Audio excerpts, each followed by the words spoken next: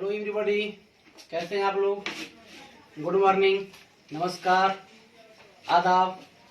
आज हम लोग डीएलएड तृतीय वर्ष यानी फोर्थ सेमेस्टर को लेकर के हम बात करेंगे।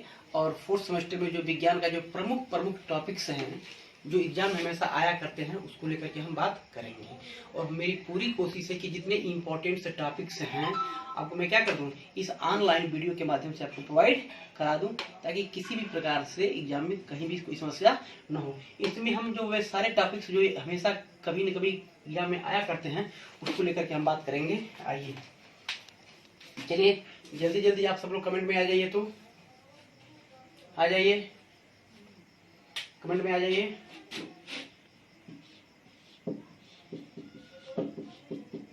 डीएलएड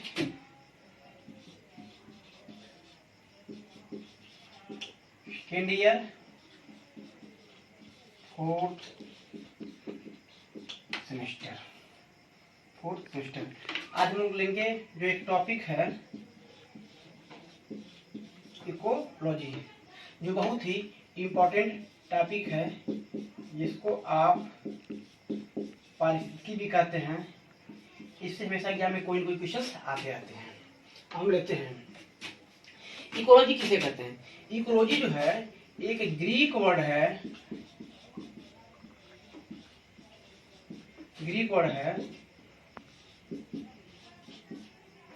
इको इनी आइकास और लोगी आप लोग जानते हैं स्टडी। आइकास का अर्थ होता है हाउस यानी घर, स्टडी का अर्थ होता है अध्ययन। यानी इसको हम कह सकते हैं कि study of house hold component, यानी घरेलू घटकों का अध्ययन।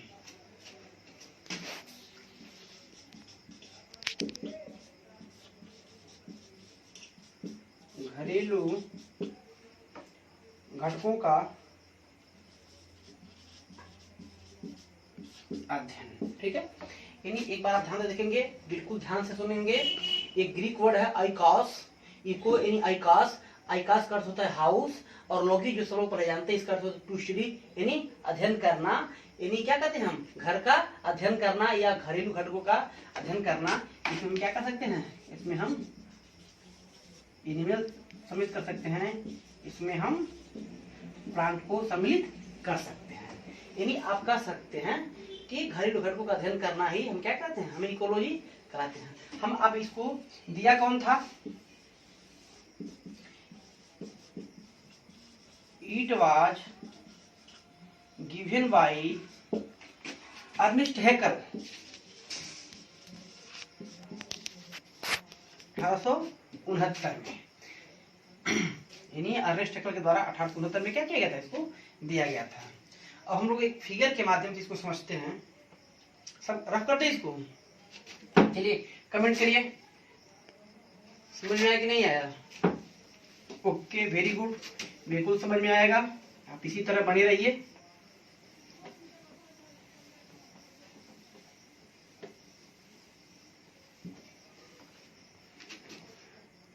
हम एक प्लांट लेते हैं, जैसे हम एक जगह है, यहाँ क्या कहते हैं, हम प्लांट लेते हैं। ये प्लांट है, ये प्लांट है। अब इसको प्लांट को क्या सत्ता पड़ती है, इसको पड़ता है सनलाइट। सनलाइट किसके लिए, आप तो फोटो सिंथेसिस के लिए। और क्या सत्ता पड़ता है, तो वाटर पड़ता है सत्ता, पानी, सॉइल यानी मृदा, एयर यानी हवा या वायु, ठीक है। इस प्लांट ने क्या किया कि यहाँ से वाटर, सॉइल और वायु यानी फोटोसिंथेसिस क्रिया के द्वारा उसने क्या किया, भोजन बनाया, अपने को यहाँ पे स्टेब्लिश किया, तैयार होगा। और इसको हम करते क्या है, इसको कौन खाता है, कोई शाकाहारी जंतु। हम खरगोश ले लेते हैं, खरगोश ने क्या किया, इनको खा लिया। अब हम करते क्या है, आप देखते होंगे कि खरगोश को क्या करता है, कोई शेर खा ले, ध्यान दीजिएगा। अब देखिए इनको हम क्या कहते हैं, एबायोटिक कंपोनेंट हैं, इनको हम कह सकते हैं क्या, तो एबायोटिक कंपोनेंट यानी अजैव तत्व या अजैव घटक, इन्हें जो जिसमें जीव नहीं पाया जाता है। यानी उसके बाद इसको किसने लिया, प्लांट ने लिया, लेकर के अपना भोजन बनाया, अपने को तैयार किया, और तैयार करने पर ध्यान दीजिएगा, इसको कौन खाया, तो खरगोश ने खाया, रैबिट ने खाया, और इस रैबिट कौन खाया, शेर खाया। तो आप कह सकते हैं कि एक प्रकार का संबंध बन जाता है। ध्यान से समझेंगे हम क्या कहना चाहते हैं, एक संबंध बन जाता है, रिलेशन बिटवीन मैंने क्या कहा, एबायोटिक कंपोनेंट, एबायोटिक कंपोनेंट, इनको लेता कौन है, इनसे भोजन बनाता है, एक पौधे क्या है, टू बायोटिक कंपोनेंट है, बायोटिक कंपोनेंट। आप कह सकते हैं एनी अजैव घटक और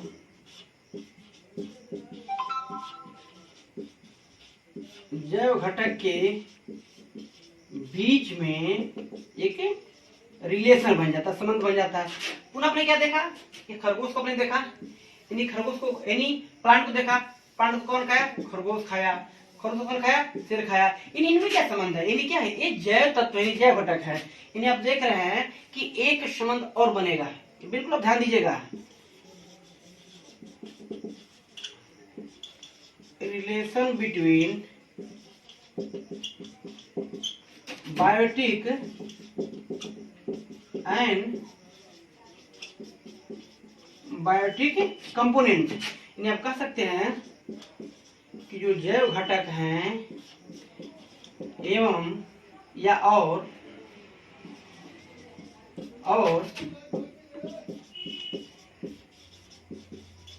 जैव घटक के बीच संबंध।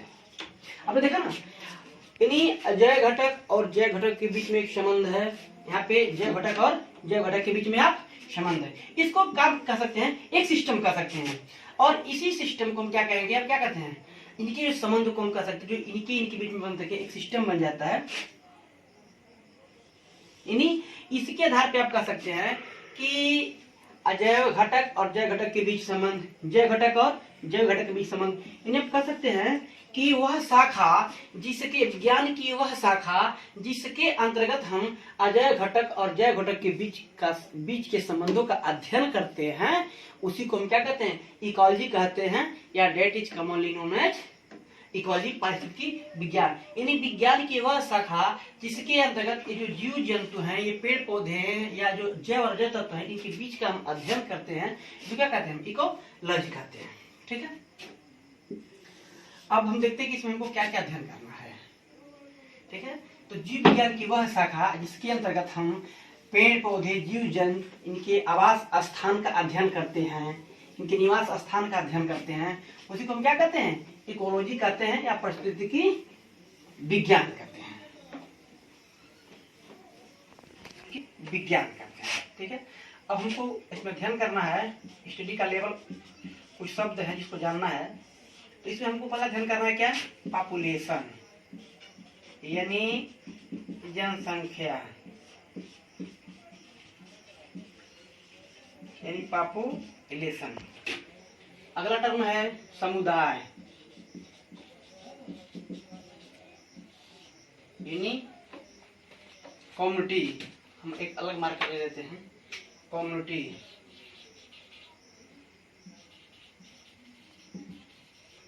कम्युनिटी,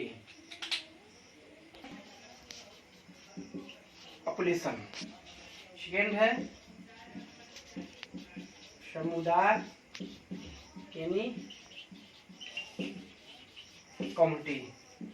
तीसरा है पारितंत्र, इकोसिस्टम। चौथा है बायोम, और पांचवा है ऐसे करिए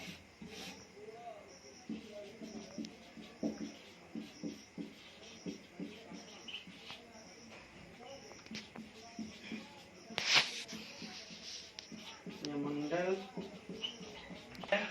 इसके अलावा भी हम लोग को पढ़ना है एनर्जी ट्रैफिक लेवल, हम लोग पढ़ेंगे एनर्जी ट्रैफिक लेवल पढ़ेंगे, फूड चेन पढ़ेंगे और प्रोडक्टिव पढ़ेंगे, प्रोडक्टिविटी। अब हम लोग एक एक करके अध्ययन करते हैं। हम लेते हैं जनसंख्या।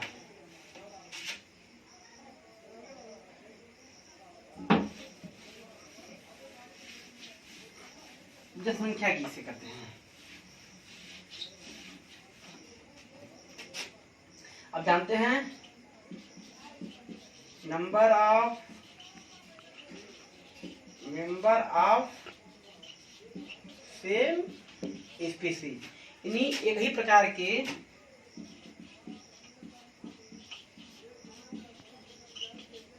ही प्रजाति के कह सकते हैं, एक ही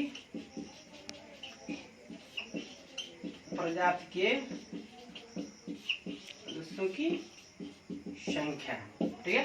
नंबर ऑफ कह सकते हैं number of member of same species या number of same member species, यानी एक ही प्रकार के एक ही प्रजाति के सदस्यों की संख्या हम क्या कहते हैं? हम पॉपुलेशन कहते हैं। अब सेकंड पढ़ते हैं कम्युनिटी। ये एक शब्द आता है इसमें डेंसिटी, इसको ही देख लेते हैं। डेंसिटी या पॉपुलेशन डेंसिटी। चलिए अब लोग कमेंट किए तो यहां तक समझ नहीं आया, करिए ओके। पॉपुलेशन डेंसिटी इन्हीं को हम कहते हैं क्या कि जनसंख्या घनत्व, जनसंख्या घनत्व। अब जनसंख्या घनत्व किसे कहेंगे? तो सपोज कीजिए कि 1 किलोमीटर स्क्वायर के एरिया में जो सदस्यों की संख्या है या जो लोग वहां पाए जाते हैं, जो रहते हैं, उनको हम क्या कहते हैं? पॉपुलेशन डेंसिटी कहते हैं या जनसंख्या घनत्व कहते हैं। अब एक शब्द आता है crude density, CRUDE, crude density. Sorry, देखते हैं कि क्या होता है क्रूड डेंसिटी।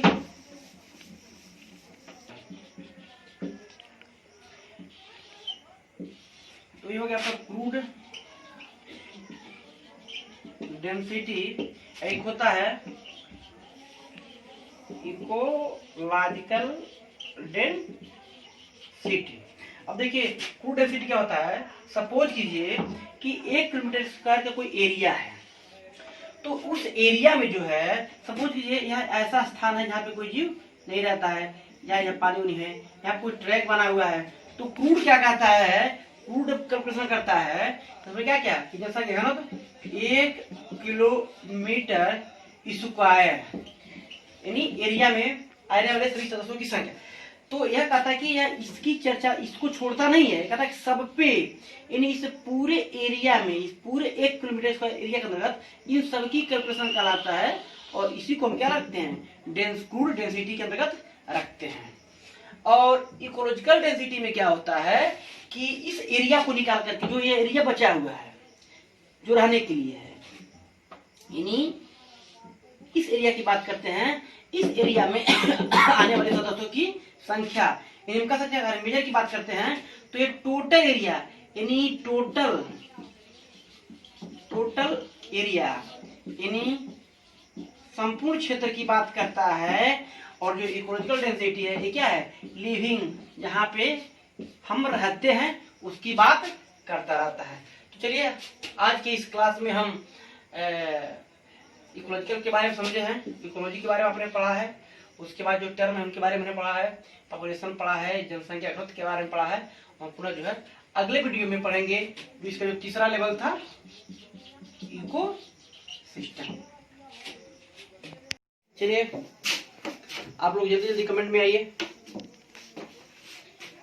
कमेंट करिए कि इकोलॉजी समझ में आई नहीं आया। चलिए राजिया कमेंट है कि सर एक बार इसको समझा दीजिए, तो ठीक है, ओके, हम एक बार इसको डिफाइन कर देते हैं।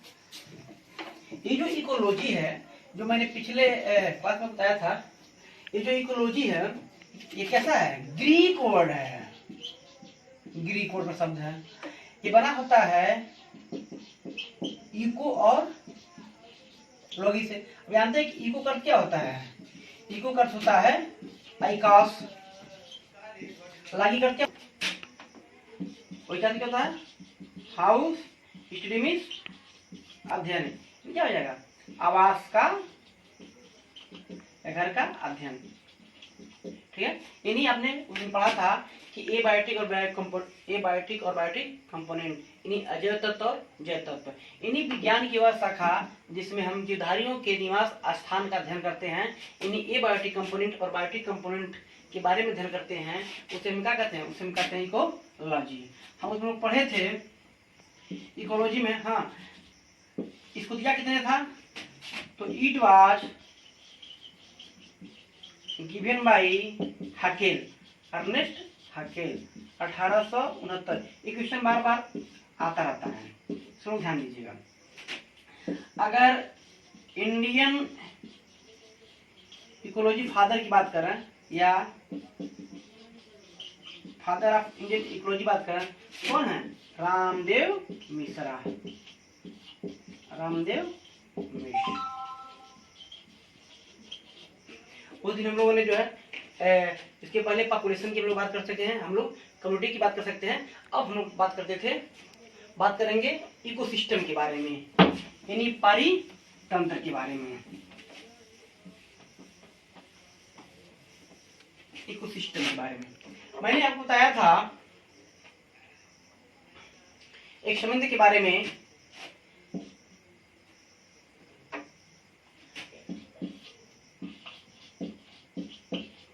अजैव घटक और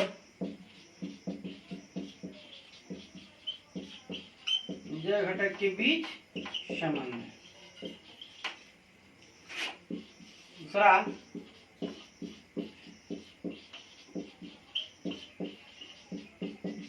जैव घटक और जैव घटक के बीच में संबंध। आप लोगों को एक वृक्ष का एग्जाम्पल लेकर के, पुनः खरगोश और शेर का एग्जाम्पल लेकर के मैंने समझाया था। तो जो रिलेशन होता है कि relation between biotic and abiotic और relation between biotic and biotic, यानी इनके बीच में देखा जाए तो एक सिस्टम बन जाता है, और इन्हीं सिस्टम को हम क्या कहते हैं, इको सिस्टम कहते हैं। ऐसे को हम क्या कहते हैं, हम पारितंत्र कहते हैं। ठीक है, इसको क्या कहेंगे, पारितंत्र कह सकते हैं। इन्हें आप कह सकते हैं कि निश्चित स्थान की बात कर सकते हैं, पाए जाने वाले एबायोटिक और एबायोटिक एंड बायोटिक के बीच में जो रिलेशन है, इन्हीं अजैव तत्व और जैव तत्व के बीच में जो संबंध है, उसको हम अध्ययन किसमें करते हैं, तो पारितंत्र में करते हैं, इको सिस्टम में करते हैं। और सबसे पहले यह जो इको सिस्टम है, it was given by sorry A.G. Tansley, 1935 में इसका प्रयोग किया था। ठीक है ना, यानी आप कह सकते हैं कि जो ये आप दो प्रकार का सिस्टम आपके सामने देख रहे हैं, एबायोटिक और बायोटिक, इसी को क्या कहते हैं, इसी को हम इस पारितंत्र के अध्ययन करते हैं या हम इसके बारे में जानते हैं। तो कभी कभी क्वेश्चन में आ जाता है कि पारितंत्र के घटक कौन कौन होते हैं, डायरेक्टली या इनडायरेक्टली, तो इसको हम देख लेते हैं कि पारितंत्र के कौन कौन घटक होते हैं। तो जो आपके सामने उपस्थित है कौन, अजैव तत्व और जैव तत्व, इसी को हम क्या कहते हैं, पारितंत्र का हम घटक कहते हैं। इसको थोड़ा सा डीपली हम देख लेते हैं।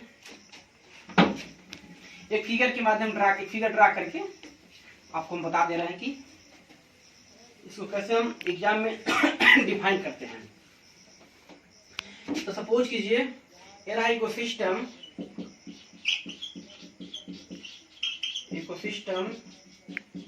यानी पारितंत्र। यह दो प्रकार के घटकों से मिलकर बना होता है। हम पहले घटकों को कहते हैं क्या, जैव घटक,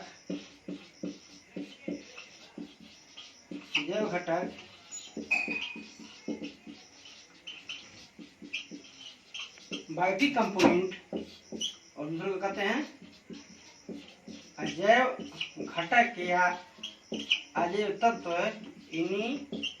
एबायोटिक कंपोनेंट।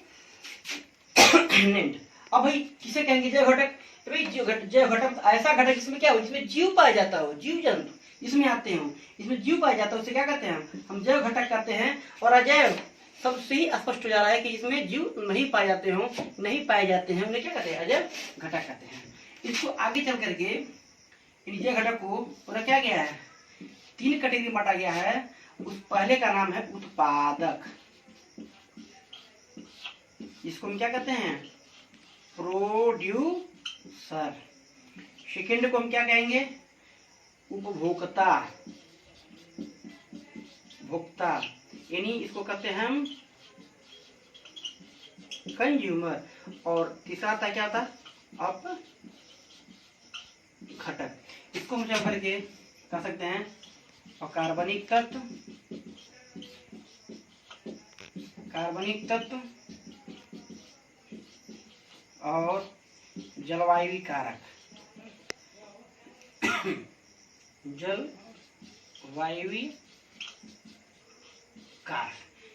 अब देखिए इसको हम समझाते हैं। जो मैंने पहला एग्जांपल लिया था उसी आधार पे कि किसे कहते हैं? उत्पादक।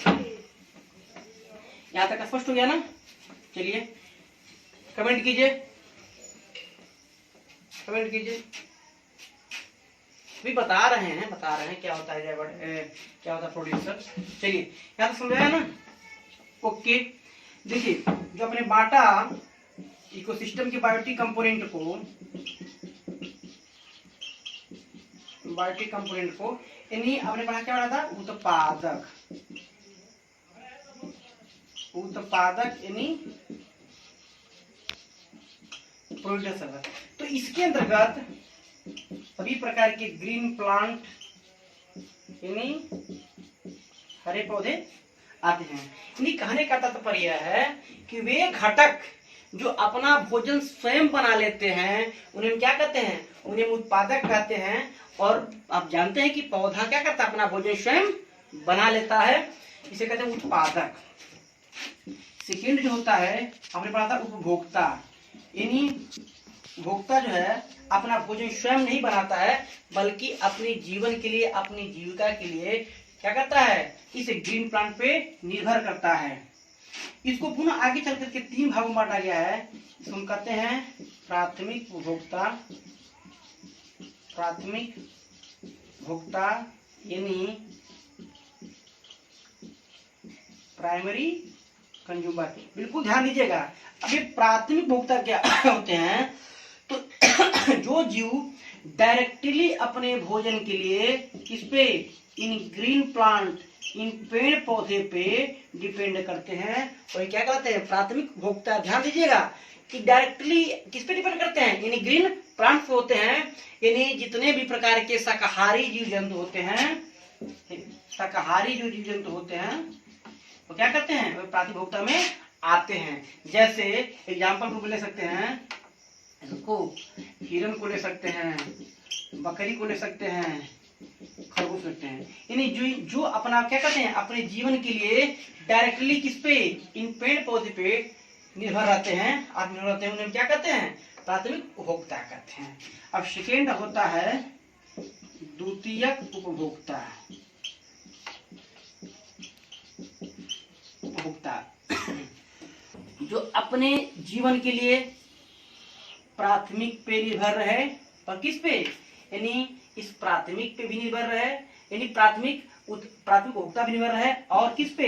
इन पेड़ पौधे पे निर्भर रहे, उसे हम क्या कहते हैं? द्वितीयक उपभोक्ता कहते हैं। यानी कह सकते हैं कि जो बकरी को खाता है, जो हिरन को खाता है, वो क्या है? सब द्वितीय श्रेणी के उपभोक्ता के अंतर्गत आते रहते हैं। अब तीसरा होता है तृतीयक उपभोक्ता।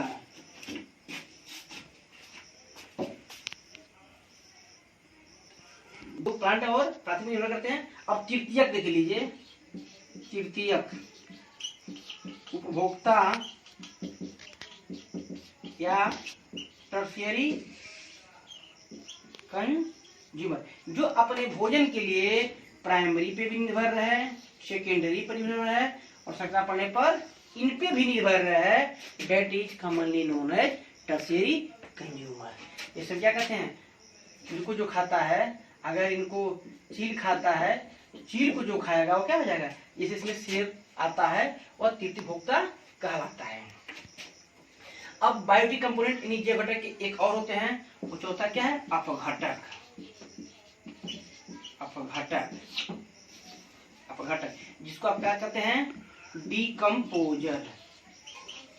अब डिकम्पोजर क्या होता है कि जैसा आप जानते हैं कि प्रत्येक इस संसार में जो व्यक्ति, जो जंतु या जानवर आए हैं, उनकी एक निश्चित जीवन अवधि होती है, और एक निश्चित जीवन अवधि के बाद उनको क्या करना पड़ता है, यहाँ से जाना पड़ता है, इस संसार को छोड़ करके जाना पड़ता है। यानी उनके मृत शरीर को जो खाने का काम करता है, या जिस जो अपनी जीविका के लिए उपयोग करता है, वो क्या कहलाता है, अपघटक कहलाता है। समझ आया कि भाई क्या उत्पादक क्या होते हैं, वे जो अपना भोजन स्वयं बनाते हैं वह उत्पादक की श्रेणी में आते हैं, और जो उत्पादक से अपना भोजन लेते हैं, यानी इसके द्वितीय उपभोक्ता, यानी इसके अंतर्गत वे जीव आते हैं जो प्राथमिक उपभोक्ताओं को अपने भोजन के रूप में प्रयुक्त करते हैं, जैसे लोमड़ी और भेड़िया।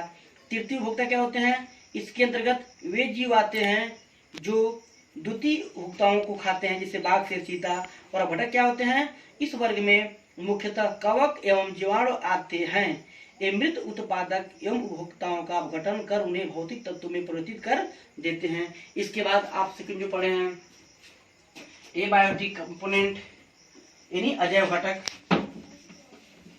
सिस्टम का जो सेकंड घटक कह सकते हैं वह क्या है, वह जो सेकंड हमने पढ़ा क्या, एबायोटिक यानी अजैव घटक या एबायोटिक। ऐसा पे क्या पढ़ा है, मैंने शुरू में बताया था, इसमें कार्बनिक पदार्थ और कार्बनिक और जलवायु कारक आते हैं। इसमें शुरू में क्या कहा था आपने, मैंने एक पेड़ के एग्जाम्पल मैंने समझाया था, क्या है, इस पेड़ को जीवित रहने के लिए हमको क्या चाहिए, इस पेड़ को जीवित करने के लिए हमको क्या चाहिए, पहले तो फोटोसिंथेसिस के द्वारा अपना भोजन बनाता है, यानी प्रकाश संश्लेषण के द्वारा। उसमें क्या चाहिए, इसको सॉइल एयर, सॉइल मतलब मृदा, वायु, वाटर यानी जल। और जानते हैं इस ग्रीन प्लांट के अंदर क्या पाया जाता है, क्लोरोफिल पाया जाता है। इन सबकी सहायता से क्या करता है, अपना भोजन बनाता है। तो इस प्रकार जो पारितंत्र होता है कि एक निश्चित स्थान पे पाए जाने वाले जो एबायोटिक और बायोटिक कंपोनेंट का क्या होता है, बायोटिक कंपोनेंट को मिलाकर के हम पारितंत्र की बात करते रहते हैं। तो इस तरह यह इकोसिस्टम क्या होता है, हमेशा चलता रहता है। ठीक है, इसको सबसे पहले याद कर लीजिएगा, एजी कांशले महोदय ने 1935 में दिया था। तो चलिए इसके बाद हम पुनः आगे देखेंगे। तब तक के लिए आप इसको ध्यान से देखिएगा, और जैसे हम लोग भी आगे मिलते हैं तो सारी चीज़ के बारे में चर्चा करेंगे। ये परितंत्र के घटक थे। अब इसके बाद जो मैंने यहाँ लिखा था, क्या जो मैंने लिखा था कि टॉपिक लेवल की बात हम करेंगे, टॉपिक लेवल की बात करेंगे आगे चल करके, और रिप्रोडक्टिव की बात करेंगे, उत्पादकता की बात करेंगे। ओके, चलिए आप लोग कमेंट में आ जाइए, तो आइए। चलिए, एक बच्चे का कमेंट आ रहा है कि इकोलॉजी किसे कहते हैं। ठीक, ओके। इकोलॉजी जो है वह शाखा, जीव विज्ञान विज्ञान की वह शाखा जिसके अंतर्गत हमें जीवधारियों, आपने पढ़ा क्या, एबायोटिक और बायोटिक, यानी जीवधारियों और उनके वातावरण के बीच संबंधों का क्या करते हैं, अध्ययन करते हैं। यानी ऐसी शाखा, ऐसी ब्रांच जिसमें जो जीवधारी पाए जाते हैं, जिसमें हमने क्या कहा, जीवधारी में हमने क्या कहा, बायोटिक की बात की, जिसमें पेड़ पौधे भी आए, कंज्यूमर भी है, अपघटक भी आए, और पुनः क्या किया, उनके साथ आपने पढ़ा था ना एबायोटिक कंपोनेंट में जो जलवायु के बारे में पढ़ा था। तो जीवधारी विज्ञान की वह शाखा जिसके अंदर हम जीवधारियों और उनके वातावरण के पारस्परिक संबंध के अध्ययन को हम क्या कहते हैं, उसी को हम पारिस्थितिकी विज्ञान कहते हैं। जिसको किसने दिया था, हैकेल ने दिया था, 1869 में। आगे चल करके इसी में पॉपुलेशन के बारे में पढ़े थे, कम्युनिटी समुदाय के बारे में पढ़े थे, पॉपुलेशन घनत्व के बारे में पढ़े थे। उसके बाद आपने क्या पढ़ा था, इको सिस्टम के बारे में पढ़ा था। और अभी देखिए राधिका का कमेंट आ रहा है कि सर इसके पहले कमेंट आता है कि इसके टाइप्स ऑफ इकोलॉजी के बारे में बता दीजिए। चलिए हम देख लेते हैं टाइप इकोलॉजी यानी ऑटोकोलॉजी। अभी आपने क्या कहा कि जो जीवधारी होते हैं और उनके वातावरण के बीच, उनके चारों ओर के पाए जाने वाले वातावरण के बीच के अध्ययन को हम क्या कहते हैं, that is commonly known as ecology. तो पहला होता है ऑटोकोलॉजी, यानी ऑटोकोलॉजी में क्या होता है कि study of single species relation with surrounding, यानी आपने जो पॉपुलेशन पढ़ा था कि number of same species, number of types of member of same species, यानी एक ही जाति के चारों ओर की वस्तुओं से जो संबंध है, यानी उसकी एनवायरनमेंट के जो संबंध है, उसको क्या करते हैं, उसको हम ऑटोकोलॉजी में अध्ययन करते हैं। यानी study single species relation with surrounding, यानी जो सिंगल प्रजाति है, जो एक ही प्रजाति है, उसके चारों ओर का जो एनवायरनमेंट है उसके साथ जो अध्ययन करते हैं उसे क्या कहते हैं, ऑटोकोलॉजी कहते हैं। सेकंड होता है सिंकोलॉजी। अभी जब पॉपुलेशन के बाद अब क्या किए थे, पॉपुलेशन के बाद आप पढ़े थे कम्युनिटी, यानी समुदाय, यानी जो कम्युनिटी होता है,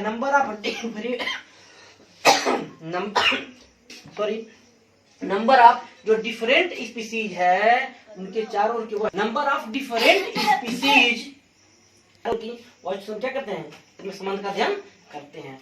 और तीसरा आपने क्या था, इकोसिस्टम। मैंने क्या था, इकोसिस्टम और उसमें दोनों अंतर क्या है कि इकोसिस्टम में एक विशिष्ट स्थान की बात करते हैं, यानी किसी विशिष्ट परितंत्र का जब अध्ययन करते हैं उसे हम क्या कहते हैं, स्टडी, यानी उसको कहते हैं इकोसिस्टम इकोलॉजी।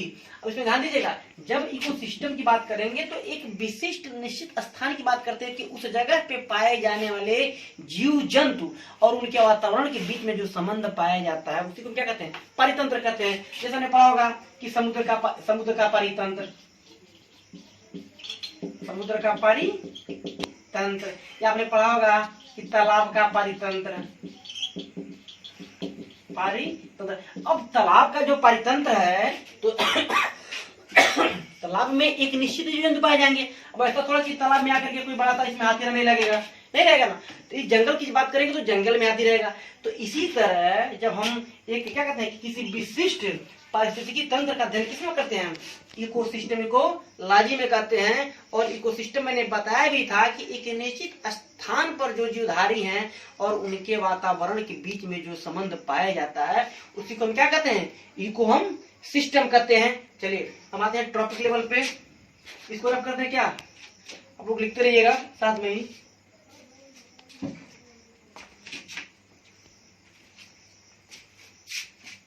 टॉपिक लेवल,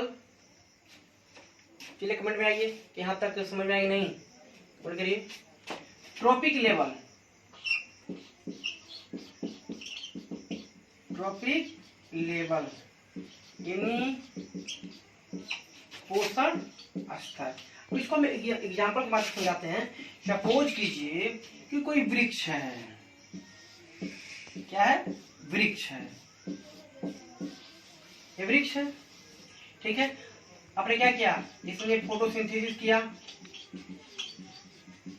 ये बायोटिक कंपाउंड की सहायता से, इसे वाटर हो गया, ठीक है, एयर हो गया, और अब जाते हैं इसके अंदर क्या पाया जाता है, क्लोरोफिल पाया जाता है, नहीं ग्रीन लॉग पाया जाता है, हरित लॉग पाया जाता है।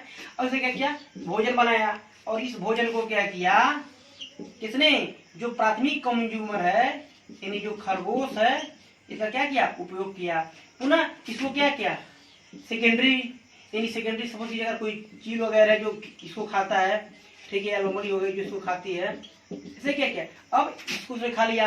पुनः अब टर्शियरी ग्रुप में क्या है, आगे शेर बैठा हुआ है, क्या करेगा, इनको खाने के लिए तैयार हुआ है। तो आप देखेंगे, सपोज कीजिए कि सबसे पहले जो पौधे हैं प्रकाश संश्लेषण क्रिया के द्वारा, बिल्कुल ध्यान दीजिएगा, ये अपना भोजन बनाते हैं।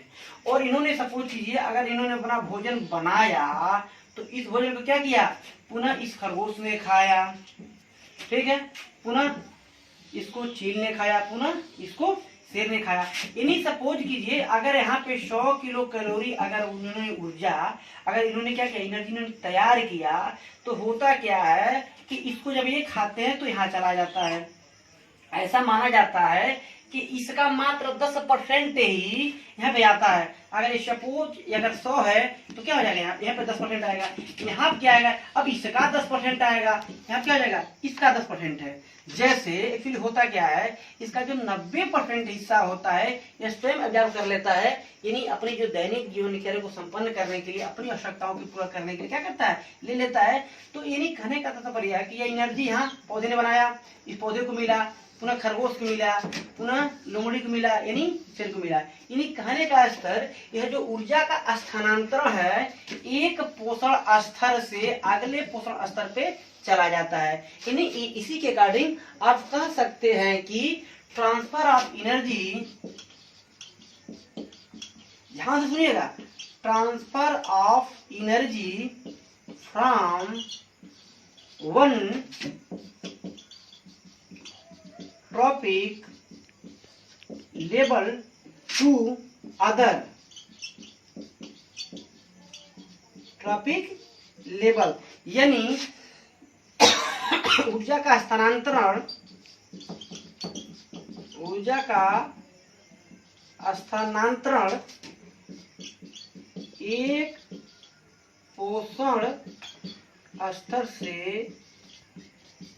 एक पोषण स्तर से जो दूसरे पोषण स्तर में है वही क्या कहलाता है, वही कहलाता है ट्रॉपिक लेवल। यानी एक बात आपको स्पष्ट हो गई होगी कि ये जो एनर्जी का ट्रांसफर है जो एक पोषण स्तर से अगले पोषण स्तर में जाता है, that is commonly known as trophic level, उसी का क्या कहते हैं हम, पोषण स्तर कहते हैं। ठीक है ना। यानी इसमें क्या होता है, ऊर्जा का ट्रांसफर होता है। ये जो 10% का नियम है इसको लिंडमान ने दिया था, इन्होंने ही कहा था कि इन्होंने 90% एनर्जी स्वयं एक जो पोषण लेवल होते हैं अपने को ऑब्जर्व कर लेते हैं 90%, और मात्र 10% क्या करते हैं, इसके आगे प्रोवाइड कर देते हैं। ठीक है, स्पष्ट हो गया क्या होता है। इसमें ऊर्जा का स्थानांतरण होता है कि एक पोषण स्तर से अगले पोषण स्तर में ऊर्जा का स्थानांतरण ही that is commonly known as trophic level, यानी पोषण का स्तर कहलाता है।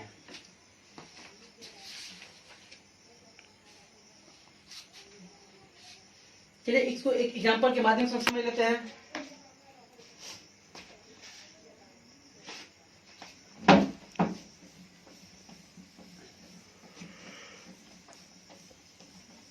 ये लेवल जो है चार तरह के होते हैं। जैसे मान लीजिए हमने क्या कहा, ट्रॉपिक लेवल, ट्रॉपिक लेवल। देखिए स्तर नंबर 1, स्तर 2, लेवल 1, लेवल 2,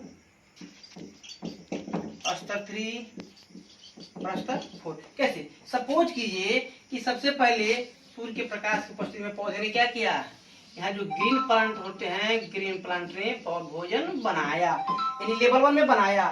तो इसको क्या करते हैं, जो प्राइमरी कंज्यूमर होते हैं इस भोजन का उपयोग कर लेते हैं। यहाँ पे प्राइमरी कंज्यूमर यानी कितने प्रकार के क्या होते हैं, शाकाहारी जंतु होते हैं। पुनः शाकाहारी जंतु कौन खाता है, ये सेकेंडरी कंज्यूमर, सेकेंडरी कंज्यूमर जो मांसाहारी होते हैं। और इनको कौन खाता है, टर्शियरी,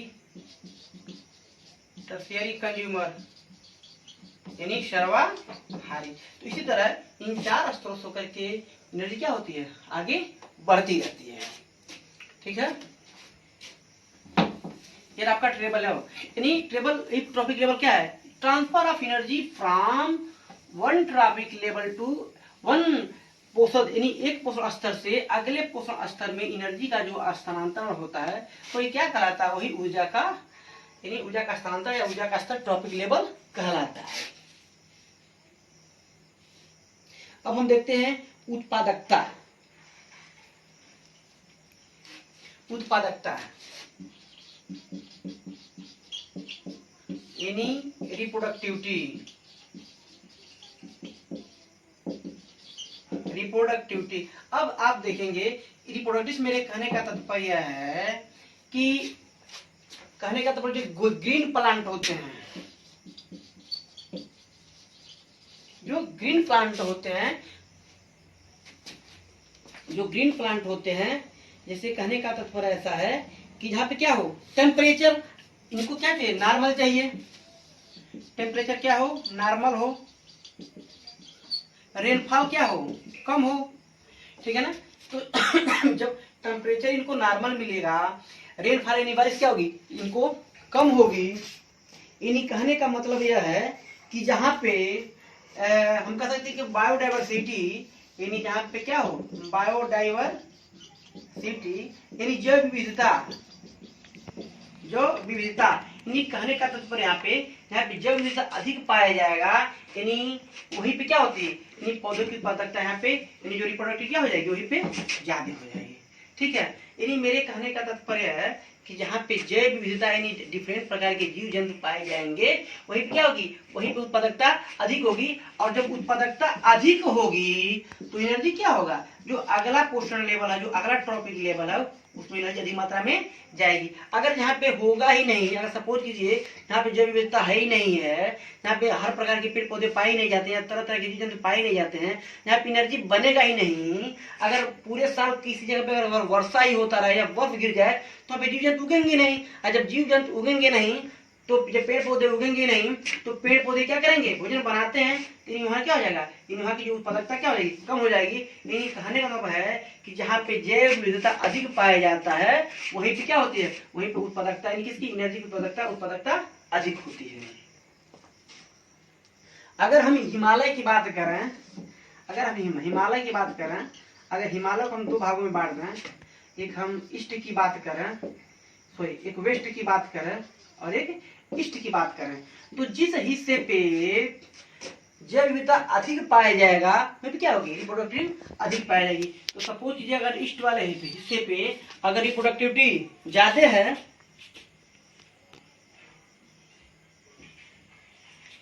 तो वहां पे क्या होगी, वहां पे जैव विविधता जब अधिक पाई जाएगी तो वहां पे उत्पादकता क्या हो जाएगी, ज्यादा हो जाएगी कंपेरिजन टू वेस्ट की तुलना में, यानी इसके तुलना में यहाँ की जो रिप्रोडक्टिव क्या है अधिक हो जाएगी। यानी मेरे कहने का तात्पर्य है कि जहाँ पे जीव जंतु अधिक पाए जाएंगे, यानी जहाँ पे रिप्रोडक्शन अधिक होगा, यानी जहाँ पे जैव विविधता अधिक पाई जाएगी वहां पे एनर्जी का क्या होगा, यानी उत्पादकता क्या होगी, अधिक हो जाएगी, ठीक है। अब हम लोग जो है नेक्स्ट अगले क्लास में हम लोग इसके बारे में देखेंगे कि कुछ इकोसिस्टम की बात करेंगे, कितने प्रकार के इकोसिस्टम होते हैं और उनमें कैसे कैसे उन इकोसिस्टम के बारे में कौन कौन से जीव जंतु या उनमें कौन कौन से एबायोटिक बायोटिक कंपोनेंट होते हैं, हम लोग उसकी चर्चा जो है नेक्स्ट क्लास में करेंगे। तब तक के लिए गुड बाय, टेक केयर।